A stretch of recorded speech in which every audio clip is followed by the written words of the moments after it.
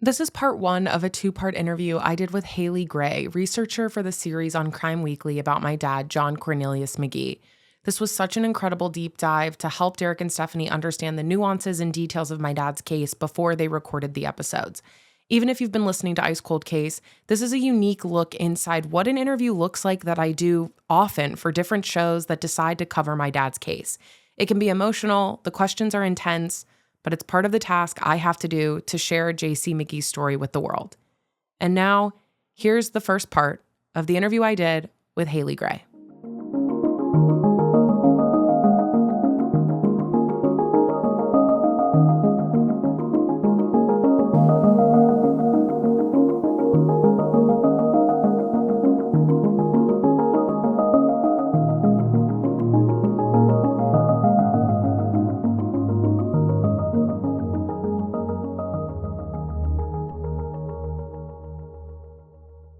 I thought just to start off, you could talk about your relationship with your dad.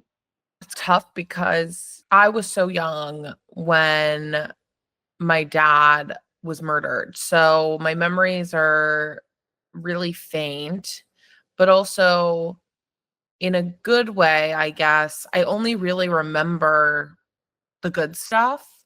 I don't really have a lot of memories of the mundane days because it was so long ago. But I remember him being really funny and really musical. He loved to sing in the car. And at the time, the Nelly album, Hot in Here, had just come out. So I remember being literally 5 listening to that album from start to finish, which is wildly inappropriate, but also very funny. And my sister was 16 at the time, so they had a different dynamic. I was like the baby, so I was able to be cute and get away with a lot, whereas my sister was getting in trouble for sneaking out and talking to boys. And so I got to see him be sort of a strict dad, which I remember, but it wasn't happening to me. So it was funny to watch them bicker because I was not involved in the drama.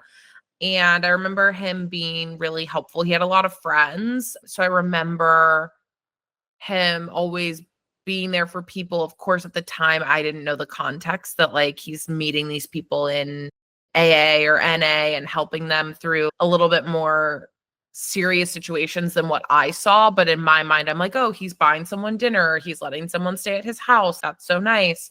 Ignoring or not understanding the fuller context there. And same with my sister. I used to think, oh, my sister's just mad at my dad because he said she can't hang out with her friends on the weekends. But obviously there was a lot more going on there. My sister saw a lot more and was involved in a lot more.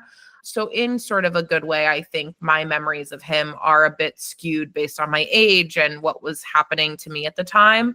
So I remember him as a really great person and a great dad, which made learning about him really interesting because I'm learning about all of the other things that I never was exposed to. As you've done the podcast, have you come to know way more about your dad and just learned about who he was fully as a person? Yeah, in ways that maybe no one should learn about their parent. I've learned so much about my dad in the sense that he almost feels more like a friend than a parent.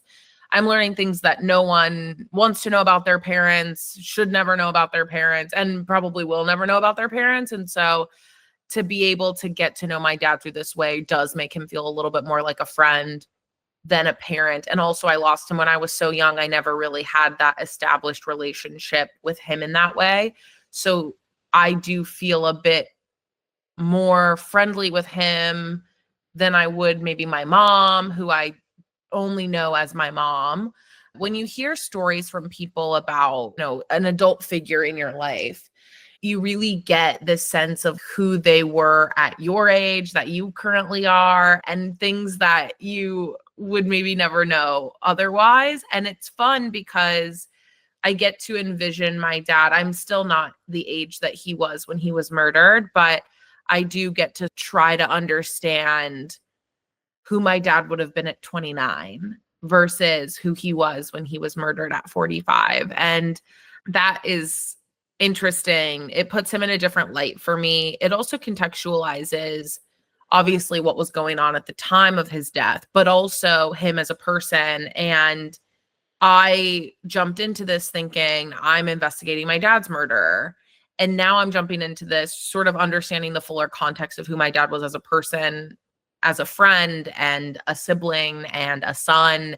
And it really adds much more to this than even I was expecting to get out of it, which is a relationship with my dad, even if it's parasocial, but also this empathy for the other people in his life who lost someone that was important to them, that they knew far better than I did. And it's been really interesting to get to know someone through this way. I don't think anyone really gets the opportunity to learn about their parent in the ways that I am. So it's interesting. It's sad, but it's exciting. And I'm grateful for the opportunity in some sort of weird, twisted way that I get to know my dad like this. It makes him feel more real. I lost him when I was so young. It's like some days I'm like, am I investigating the murder of a ghost? Who was this person? So it is nice to really add a lot more context and character to him and his story. That makes a lot of sense. Can you talk about just a little bit about your family? You had your older sister who was 16, and I know you had some other siblings. Can you talk just a little bit about your family setup? So my dad had other children with other women. So I know for sure that I have two older siblings with the same mom, Joel and Yolanda. There's rumors, I think it's been proven through paternity tests that my dad had two other children before that when he was very young, like 16. And there's a sister and a brother of mine. And it's said to me that the oldest brother has passed away. I think during COVID, or there was some sort of health issue or something that happened then, but he never claimed my dad. So I think there was this weird dynamic of, is he really related to us? I think he might have been. And my dad did have children allegedly when he was really young. And I think he might have been one of them, but he never really claimed us as family. So he has passed away. And then another sister who's older than Joel and Yolanda, and her name's Kathy. And she is written about in the probate records and she's referenced. So I think she is actually a sibling. I think she's one of the people who did a paternity test when my dad died and is a sibling, but I don't really know her. And she's significantly older. Everyone's older than me, but she's like significantly older. And then Joel and Yolanda are older than that. And then Alyssa, whose mom is Barb, and she's 10 years older than I am. And then me. So there's a big gap there. And then my dad had me. And then 7 years later, almost like 6 years later, had Shane. So Shane was I was 6 turning 7 when my dad was murdered. I was like 2 weeks away from turning 7. And Shane was only 7 or 8 months old. So Shane and I are like 6 years apart, almost 7 years apart. And he's the final.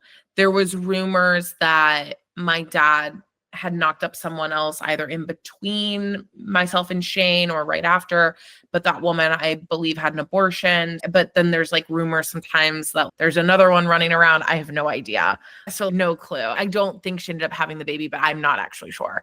I think people would have come out of the woodwork when my dad was murdered and there was like money passing around and said, oh, that was my kid. So I don't think that he had another, but who knows? That would be a very crazy realization. I also think maybe by now I would have heard from them, but I have no idea. So your dad was quite the ladies' man. Like the ladies' man. And like real, I mean, in a like Nick Cannon light. I'm like, I don't know why you need all these children running around. It's very weird to me. But maybe that's like the generational thing. I don't know anyone my age that wants even a single child, let alone like a bunch. So I don't know if that's like the generational gap. Nick Cannon also is like old, sorry. So I don't know if that was the thing of the time and it was cool to have a bunch of kids. But now I'm like, I don't know anyone that even wants one kid. So I don't know. But yes, quite the ladies' man. Loved having children, which is so bizarre. But yeah, I guess thanks I wouldn't be alive if it weren't for that. But I'm also like, so weird to me. So when your dad was killed, your parents were not together, right? My parents were separated. They were never married, but they were not together when he was murdered. They were really cordial and friendly. They actually spoke, like, I think the night before or 2 nights before he was killed, and they had still some sort of like relationship. They would pass me back and forth. And also, I think my dad would help my mom sometimes if she like needed extra cash, or at the time, if my mom would relapse, my dad would help her like regroup and get back on track. So they had some sort of relationship, but they weren't together at the time. Yeah. Wow, it sounds like you had a really tumultuous young childhood.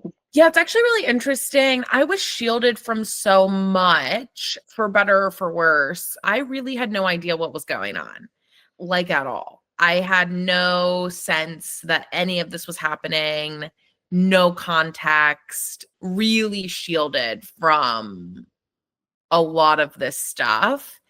And I think that's good. It made my childhood a lot happier than what it sounds like on paper when you're reading, oh my God, all this stuff was going on while she was a young child. I was like, yeah, but that was not my reality. My reality was completely different than what was really happening, which is interesting. I'm now going back and processing the trauma as an adult.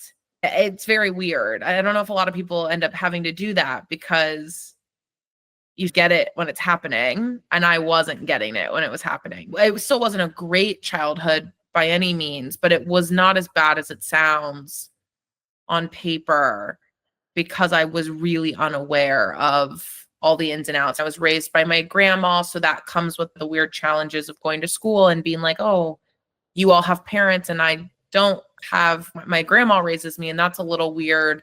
But I had friends, and my grandma would let people come over and spend the night and take me to sleepovers. I did all the normal things without realizing, oh, this is strange, or this feels off, or this is weird.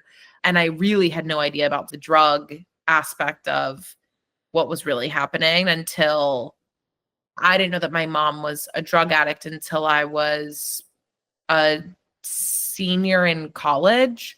So it was like very shielded from me for a long time. Even visiting my mom, I remember visiting my mom in like a halfway house with my grandma. And I don't know what I thought my mom was doing there, but I had no idea it was because she was a recovering addict. Weird in the sense of no kid should be visiting their mom in a halfway house. But I was like, oh, my mom just has 8 roommates and lives in this house, and I don't live with her. And it wasn't even, oh, that's strange. It was just like, oh, like we're playing like card games in this bedroom that my mom lives in this house with like other people. I don't know. So very interesting how my brain processed it at the time versus now looking back going, oh my God, I guess this adds context now to all of these different things. But it's so crazy to learn something about something. I don't know the feeling, but I imagine it's similar to finding out you're adopted like way later in life, and you've lived your whole life really with this like belief system and this foundation and this fact that's not fact. And you're like, this is so jarring and so crazy and shakes up all these foundational beliefs you had about yourself and your life and your own lived experience. And that's where we could go. It's a whole other non-true crime topic, but reality is so crazy because reality is perception. And to me, we can get into it with my dad. Like my dad died of a heart attack, and that was the truth and still a truth. Like I grieved my dad's death as a heart attack. I, in my mind, know what it's like to lose a parent to a heart attack because I did. That was my reality. And then I also know what it's like to lose my dad to murder because that's also my reality. It's just so weird. And I don't know why they chose that to be the thing. Looking back, maybe my mom worked in open heart surgery and maybe that was just like, oh, that makes sense. I don't know. But that was the thing that they chose. And so I processed that information. I was 6, about to be 7. And that was that. There was nothing that could be done about it. And that was the end. And then when I was 16, I had this like very bizarre moment of an otherworldly experience of my intuition. Also, this like weird sort of, I don't know, I feel weird even being like this like premonition. I don't know the right word for it, but I had a feeling that something was off and that people weren't telling me the truth. And again, I don't know if it was just context clues, like being around my family more and seeing how they were interacting with me, and then just feeling, okay, this doesn't feel right, or if it was this weird something. But I asked my mom when I was 16 if there was something else going on and if my cousin Omar was around when my dad had a heart attack, because that's how I thought my dad died. And that's when my mom told me the truth, which was that my dad had been murdered and it was an unsolved case and they weren't really sure what happened. And at this point, it had been 10 years and no one had really figured it out and no one was really doing anything about it. And there were a mixture of emotions at the time. I didn't know about my mom's drug problems then. So I felt a very deep sense of betrayal that then just was exacerbated as I learned more about my mom. Because this was when I was 16, I was a senior in high school. And it wouldn't be for 3 years that I learned about my mom's other problems. Very angry, confused, frustrated by sort of the lack of effort to solve the case. My mom put me on America's Most Wanted and cold case files when I was like literally 7 or 8. So I'm like, you're so into this stuff. How could you not have done anything about it? It just seemed, it was a very confusing time. I also wished that I had known the truth. It's hard to know how someone will process and react to information at such a young age, but I do feel like I had to grow up very quickly. So for them not to have the wherewithal to tell me, I felt really slighted by that. I also felt really stupid. My dad was murdered like 2.5 hours away from where I grew up. So I'm running around my hometown saying that my dad had a heart attack, and people definitely knew the truth. So I felt stupid just living in this lie and then feeling almost Truman Show like, where it's like other people know that's not true and they're just letting me live in this world. This was not Santa Claus in elementary school where some kid ruins it for you in math class. It's like nobody told me and other people definitely knew. And so I felt silly and stupid living in this sort of alternative reality. But I understand the sort of intention behind not telling me the truth. My grandma's also very kind and try to do what she thought was right, whether it was or wasn't. And so I think her intentions were pure. But if I could give anyone any advice, it's if they can talk, they can hear the truth. And I think it's probably better to just be honest. That's a lot for you to process, and like you said, those feelings of betrayal and also just feeling like everyone knew, none of you thought to tell me.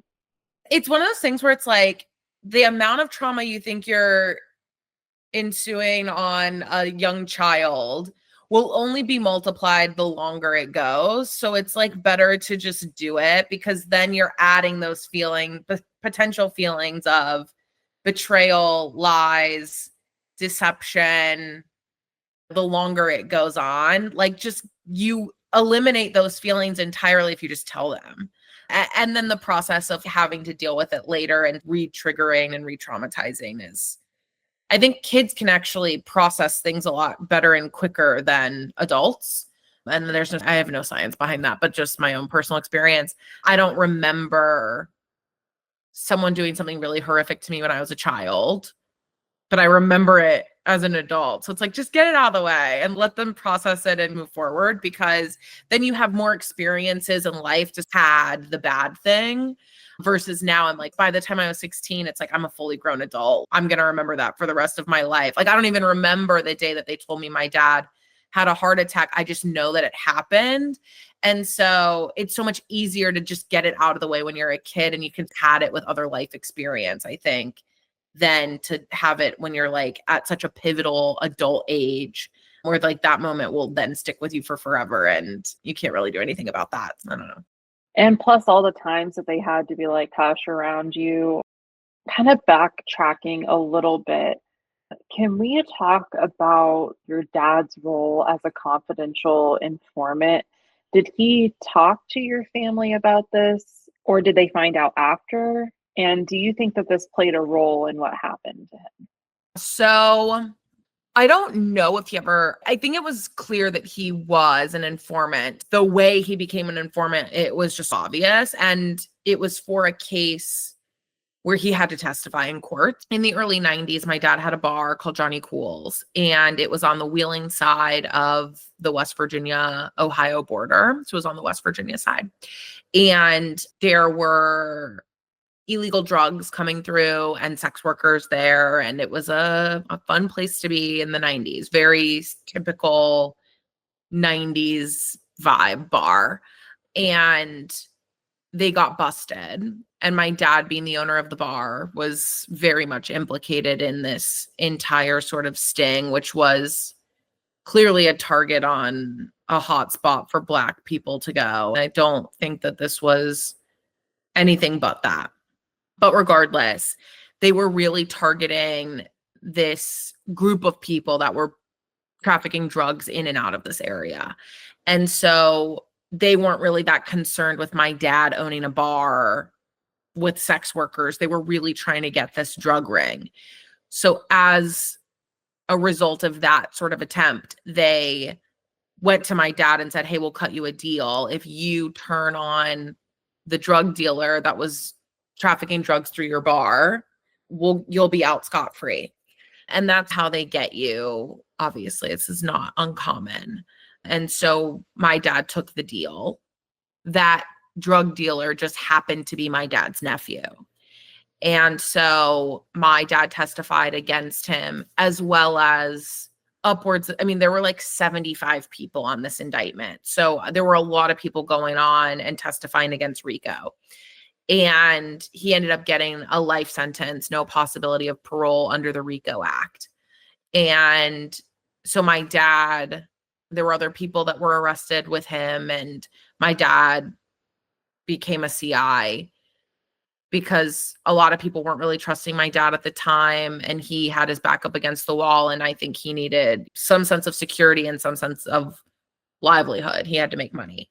So that is what started this. I don't know if he had been a CI before that. It's really unclear, but that's the first public case that my dad ratted anyone out on and had any hand in. And from there, it's believed that he was working with the Belmont County Sheriff's Department on a regular basis. He's identified in the case as a CI, but it's unclear what other cases he was working with them on, if any.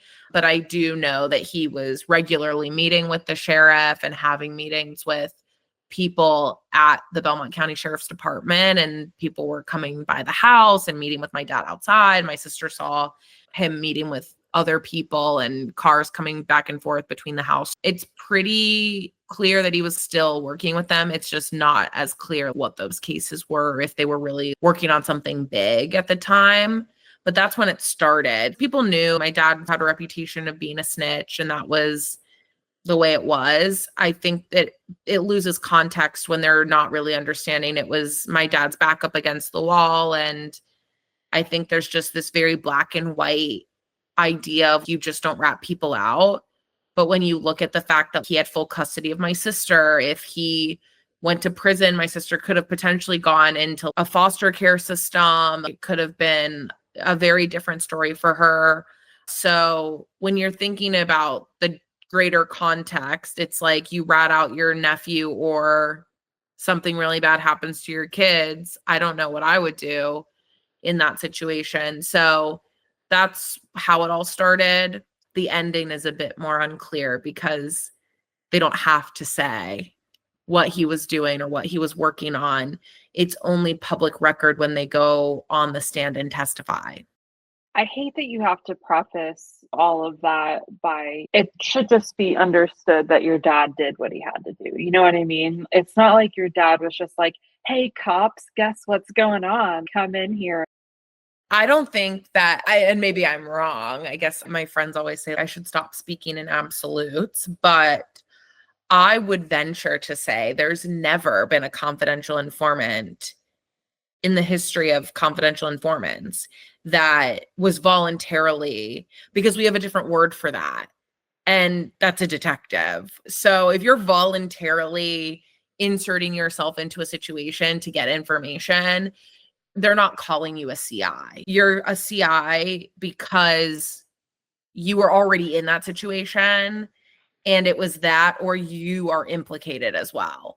And if you're white, more often than not, your reward for that is protective custody, or you go into some sort of program where they move you and they change your name and whatever, you're unharmed. I think about like even white collar criminals who go to prison or celebrities, they're put in protective custody. No doubt about it, regardless of what they did, because they don't want any harm to come to them. That grace would never have been given for my dad, was definitely not given to anyone that he helped get locked up. And if you are a confidential informant because you happen to work for a company and you're calling and being the whatever they call it, whistleblower, you go into a program where like you are protected. And this is not one of those situations and not very common in this community. It's really crazy that they had him testify against his own nephew and then not protect him after that. Now, was this his so this was his sibling's child?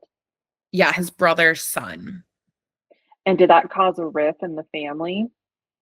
Huge. This is a very tight knit family, tight knit community, lots of secrets being held by all parties involved.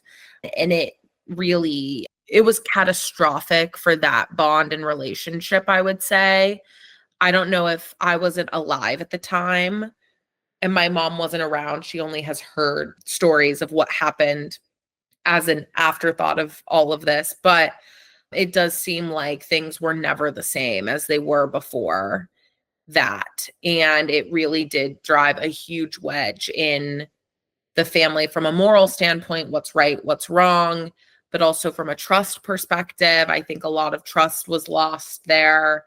And it seems like things were different from moving forward from that point. It's understandable, and I'm sure your dad really struggled with that. I think the morals, my dad struggled with a lot of depression and anxiety. And I think the moral struggle, if my dad wasn't murdered, I think that would have killed him.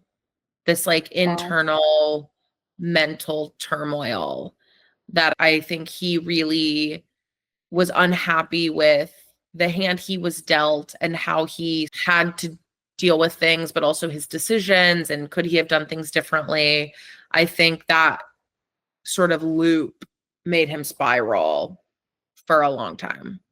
With the custody battle that your dad was going through, can you talk just a little bit about that and touch on your feelings on if it was involved in your dad's murder? So, Deneen, rest in peace. My dad, when I was a child, got involved with this sex worker, Deneen. It's unclear if she was propositioned as a business exchange or if they were really dating before or after all of this. But at some point, Deneen got pregnant, and there was talk about getting rid of the baby. There was talk about it not being my dad's. There was like a lot of conversations happening over the 9 months of her pregnancy. But it ultimately was decided that she didn't want to keep the baby, but wanted to profit off of being pregnant. And so there is this house, or was this house in Philadelphia, Madame Marie's. I don't know if it's still there. Madame Marie would be very old now, but half of it was sex workers and the other half was this: if you happen to get pregnant, she would take care of you and make sure that everything was good to go. So she kept women clean on this other half of the house so that they could give birth to healthy babies, and people who either were embarrassed that they couldn't have children or whatever, could adopt through this very weird illegal scheme a healthy baby. And so they went there, and Deneen had already cashed her checks. So it was 20 grand total for this operation. The families or the couples that wanted to buy the child would pay $20,000. 5 would go to Madame Marie, 5 to the doctor who would sign off on all the paperwork, 5 to the lawyer who helped with that, and then 5 to the mother who gave birth. And Deneen had already cashed in the checks. And there was already a family that was going to take this child who ended up being my brother Shane. And it's unclear whether or not Shane ended up going home with this family or if Deneen decided at the hospital she wanted to keep the baby. But one way or the other, she ended up taking Shane back to Ohio with her and decided that she was going to keep him. And at this point, this is all off the record.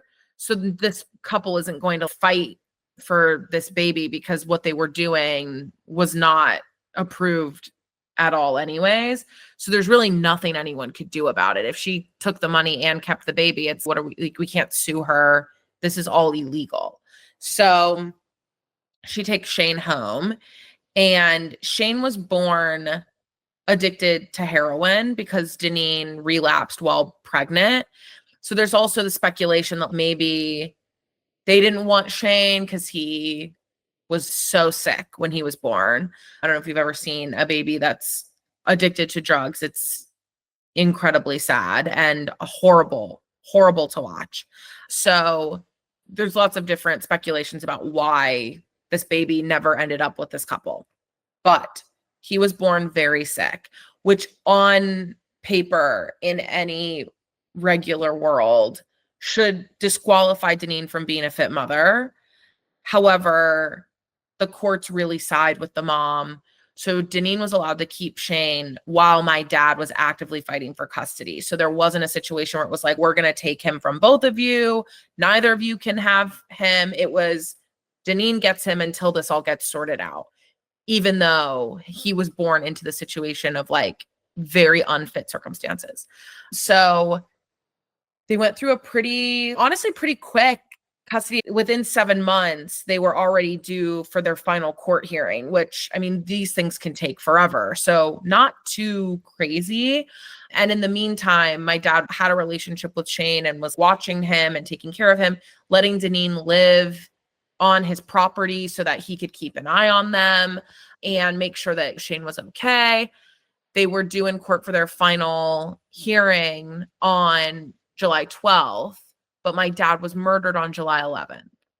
So right there, it's very clear that there's at best coincidence involved in this, and the timing is very suspicious. So that was one of the first places I looked when looking into this, because it's just so bizarre that Deneen could stand to lose not only custody of her child, but any sort of social security check for any disability that he would have from the self-induced trauma that she put on him. He still, to this day, is very stunted developmentally, and a disabled child stands to get a pretty hefty check every month from the government. And she's desperate. When you're an addict, you're really desperate to keep up this lifestyle. So she could stand to lose a lot from that perspective. Also, not to negate this inherent love for your child, even if you're making terrible decisions. So there's a lot on the line for her. For this all to happen is very crazy. And she obviously kept Shane when my dad was murdered because that's his only living parent. So there was a lot of speculation that there was something going on there. I think it's a really solid place to start an investigation. The further along I got into it, it seemed unlikely that there was any connection. Deneen has since passed away. She died during COVID not of COVID. She couldn't stay clean long enough for them to operate on her. So they asked her to stay clean so that they could do a surgery that she desperately needed. And she couldn't, and they couldn't operate on her, and she passed away in the hospital. And I think that's poetic and this very sad reality that she just could not beat this disease, which is addiction, long enough to save her own life. She couldn't do it to have a healthy baby. She couldn't do it to give him a solid life. And she couldn't do it right at the end to preserve any sort of health that she could have had. I just don't know if it had anything to do with that. I don't know if I believe in coincidence, and I think it's very strange that this all happened when it did, and potentially there's a weird connection where someone benefited something from it, but I just don't know if that had anything to do with it. So did you uncover the house in Philadelphia, like, in your investigation, and were you like, "What the fuck is this?" It's really crazy how many pieces of this story are just so common knowledge in this town. My mom talked about it like it was gossip she heard at the nail salon. And when bringing it up to other people, they're like, "Oh, like that was happening." Like I felt like when I first heard it, "Oh my God, I've made this big discovery. This could be a piece that no one's really thought about before." And then you start talking to people in this town and they're like, "Oh, that was going on. We all knew about it. You're not just rediscovering anything." And that's how I feel about a lot of this stuff. And that's what makes this story so freaking fascinating to me, is that I'm, in my mind, uncovering vital pieces of information to solve a murder. And then I find out that like half of this town already knew all of this and they just don't care, or they're so desensitized to it that it doesn't mean anything to them. And meanwhile, I'm like, no, like this could unlock a very crucial piece of this, but they're also desensitized to gun violence and the police not caring and the police not doing anything about quote unquote vital information anyways, that they're like, yeah, whatever, we've known that, but we just didn't think it mattered, or we didn't think anyone would care, or it didn't seem that important. And that's what's been the weirdest thing about this, is I feel like I am like really breaking ground here. And I'm just now at a point where I'm getting new information, like actually genuinely new information, because all of this stuff is a lot of things that people are just been sitting on for 20 years. Wow. Do you think that there are people in the town who know exactly what happened to your dad? Yes. I think this is like the weirdest case of the worst kept secret. I think a lot of people, maybe they don't know, but I think a lot of people have speculations and are on the right track and have an idea of what they think happened. And they just haven't said anything because, again, they're like, oh, it doesn't matter. It's not that important. Or maybe everybody knows this and I'm just one person. But it took me 10 episodes to come to some sort of conclusion about what I think happened. And that information or those lines of thinking were things that half this town have already been thinking. And it's like, where were you when this happened? What were you doing? You weren't saying anything. So yeah, I think a lot of people have a lot of speculation and just are sitting around. Do you think that part of it is also, is there a distrust of the police? I think you mentioned that. Are these people just, I'm not going to the police with this information? I was raised that like you talk to the police, you trust the, but I grew up in like rural Kansas. We're like, there were two cops and they were your dad's friend. So my understanding of Right. the police is different. So what is the relationship in that town? I think you're spot on. I think there's this element of not trusting the police for sure.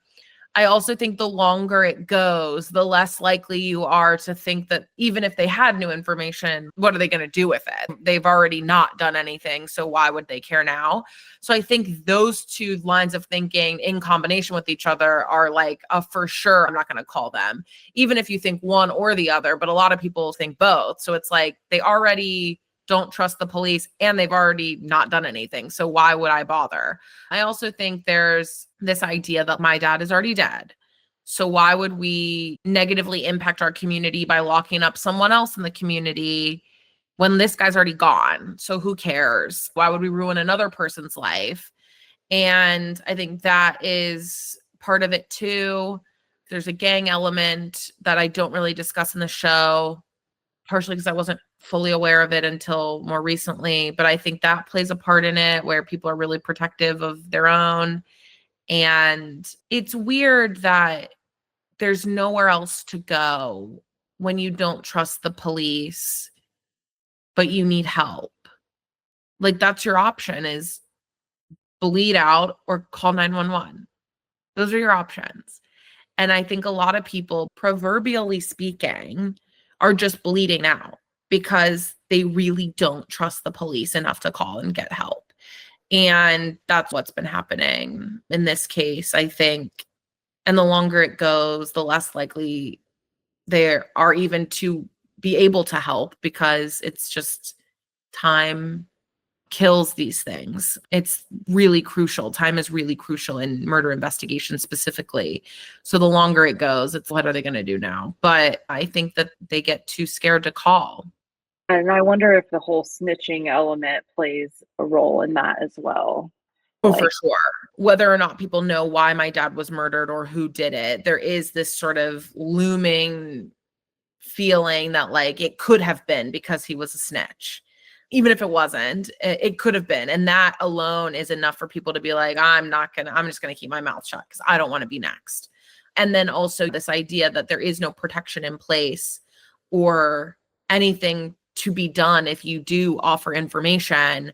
So if your options are put yourself in danger or tell, they're not going to say anything. It's really unfortunate that they can't offer sort of anything in exchange for that.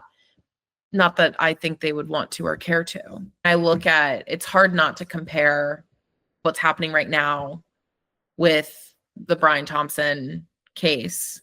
Belmont County wouldn't even drive across the river to look into my dad's murder, and NYPD is going to Pennsylvania to a McDonald's to arrest this guy. And I think people think every murder investigation gets the same resources as this one. So they look at this and they're like, wow, look at that. Oh my God, isn't it so great? JonBenet Ramsey has 87 documentaries about her. Or they found Gabby Petito because all these people on TikTok were like so excited about this case and finding this girl. And it's not everyone gets that. You see it in your face all the time. So you just assume that like this is the norm. It's not the norm. And when you're dealing with such a lack of resources and such a lack of interest, it's not that easy to solve a murder. We think it is because people are doing it on Reddit threads, but it's really hard when you don't have the support and the help of the police and these resources that should be working in the exact same way that they were to find this guy in a McDonald's. Where's the help for people who need it in these smaller towns? And even in Chicago, people are getting killed all the time and they're like, oh no, we can't find him. And it's, you have way more resources than that to find these people. But that's really sad. And I think once you see that enough, like people do in this community specifically, it's very hard to trust that the police will look out for you and use your information and try to find answers with it. I think it's really hard to trust that. I'm sure they're like, why should I even care? And that's Yeah. really sad because they're not thinking about you or your dad's family or and his friends that are wanting answers. They're just not going to help the police. And it's more than that. It's Right. so much more than that. Do you think your dad being Black played a role in the police being more in their disinterest? Or do you think it's just that police department that they're small and they don't have a lot of resources? I think both.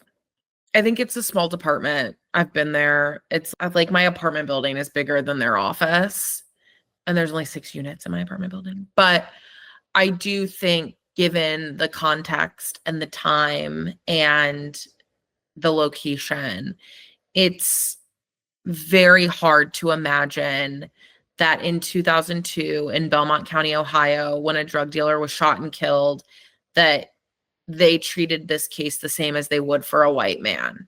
It's very hard for me to buy that.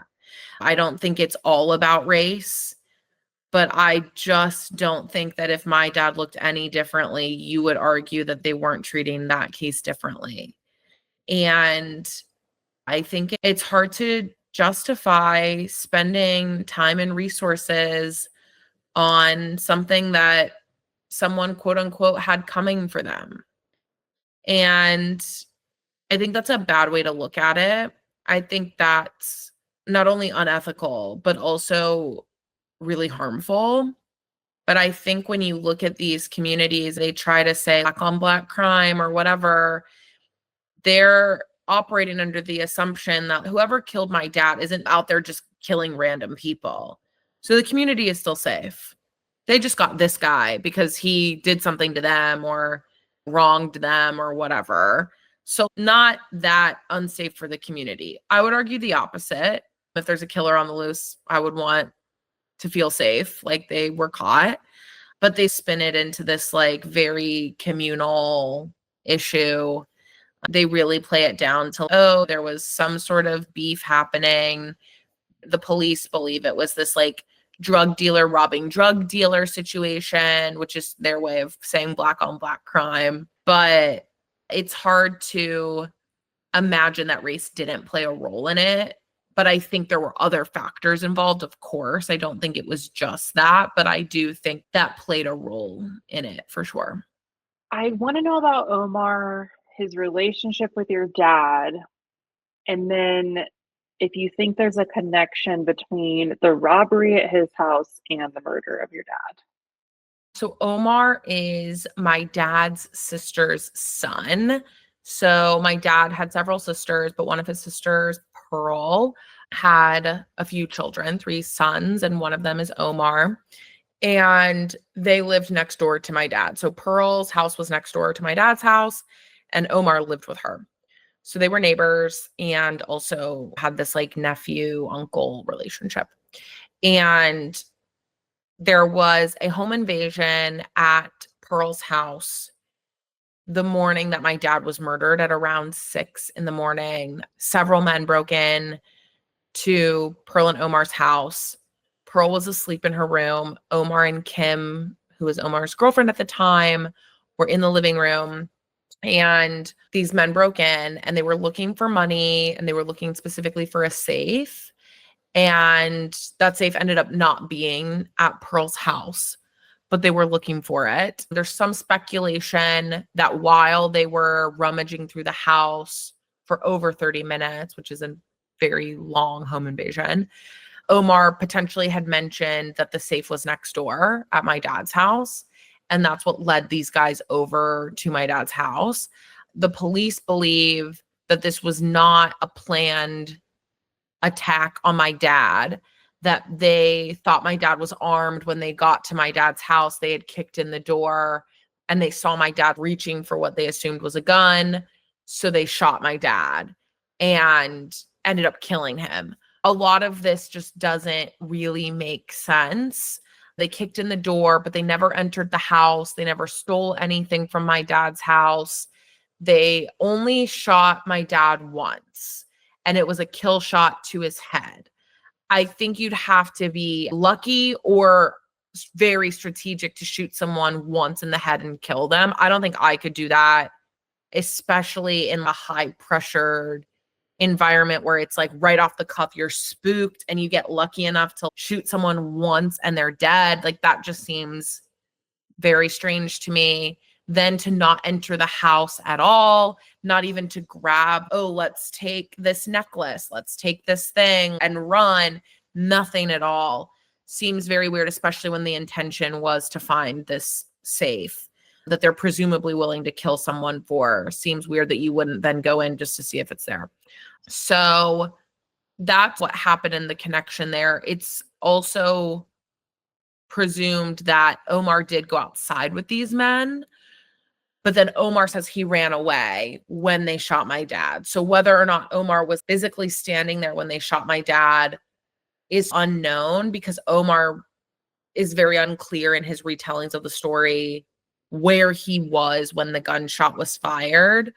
Later on, I uncover that he told other people other versions of the story, but one of the versions is very detailed what my dad's body looked like laying on the ground, and it was accurate. So it does make you believe that he was there and saw it. because how would he know what it looked like? So just like little weird things like that, where it's, were you there? Were you not there? Were you already running away from these men? Were you not? What was happening there? I can only make assumptions at this point because no one is really saying the truth. But I think that potentially Omar did lead them over there thinking, oh, maybe the money is there, or maybe my dad would have given him the money to get these guys to leave him alone. Potentially my dad heard Omar's voice on the front porch, which is why a confidential informant, former drug dealer, drug addict with multiple guns in his house would not grab a gun when there are people on the front porch as he's heading to the front door. I think he had to have known or recognized these voices, or else he would have grabbed a gun. And especially hearing your nephew's voice, I think would make you not grab a gun. I think even if he recognized the other voices, that's not enough for him not to grab a gun. But I think hearing a family member is enough to say, oh, like, what's going on outside? I'm just going to go check. So I do think that Omar had to have been there in order to justify my dad passing several guns on his way to the front door and not grabbing a single one, especially with my sister in the house, and he's very protective of her. So those are all things that kind of lead me to believe that Omar was at least around in those last few moments. But the story has shifted and changed so many times by so many people that it's very hard to pin down where everyone was and what was going on and what they were even wearing. And Omar changed clothes before the police arrived. So people who saw him make the 911 call say he was wearing something different than the police say when they arrived. It's just so many different stories and so many different things and so many variables that keep shifting and changing, which really make Omar look very sketchy, which is unfortunate for him because I don't think that he like pulled the trigger and killed my dad, but it's not looking good for Omar. And the lies as he's defending himself to make himself look less sketchy just make him look worse. And it's very hard because it's like, just, you're the only person that really knows, just tell the truth. And I do think there's this element of potentially fear and you don't want to be a snitch and all of these other things. And I don't think that he's also fully there. I think that he's dealt with some mental health issues and also maybe some like remedial issues that prohibit him from really being able to like fully grasp what happened. But I also don't think that's really an excuse. I think that he should be able to just say what happened and be able to process and move on in his own life and also for the sake of our family. But that's the Omar side of the story and the very confusing bits of it that just have never added up and don't make any sense.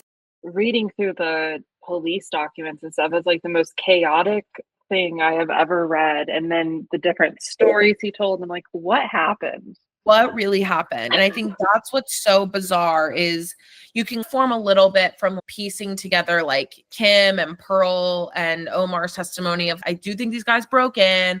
I think they tied them up. Whether someone in the house knew what was happening, I do think it was a surprise to Kim and Pearl and potentially Omar, maybe. But then it's like they go outside and then there's this gap in the storyline of, okay, you've got to get from Omar's house to Pearl or to my dad's house. And what happened in that amount of time? What was discussed? What was said? What was implied?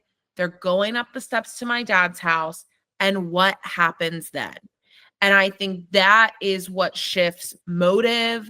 That's what shifts if this was an accident, if Omar had anything to do with it. Like all of those questions get answered if we know just what happened in those few moments. I don't know if we'll ever know it from him, but Has he ever talked to you? we have spoken several times. And every time the tone has been different.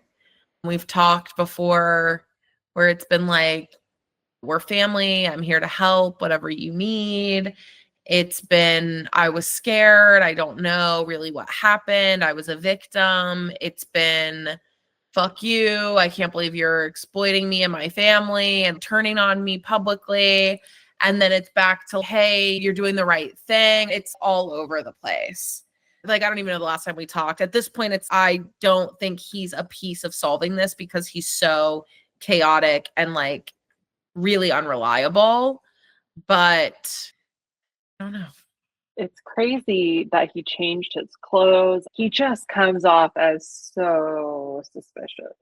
It's very weird. Like, it Yeah. doesn't make any sense.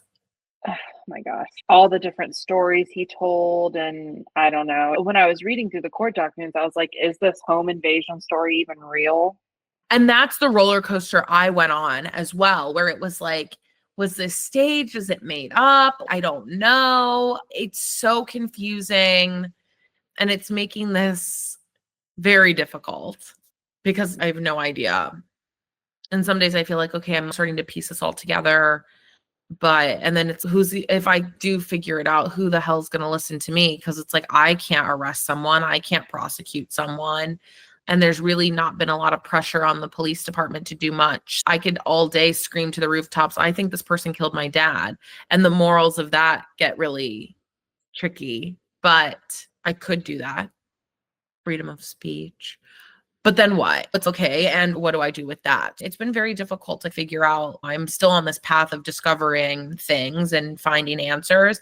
But then it's okay. But what if you do? Then what? It's still very open ended of so many different things could or could not happen. And then I just have to live with that. It's very complicated. Thank you for listening to part 1 of this 2-part interview from Crime Weekly. Stay tuned for part 2, and I'll see you back in the feed next week to continue Ice Cold Case, investigating the murder of John Cornelius McGhee.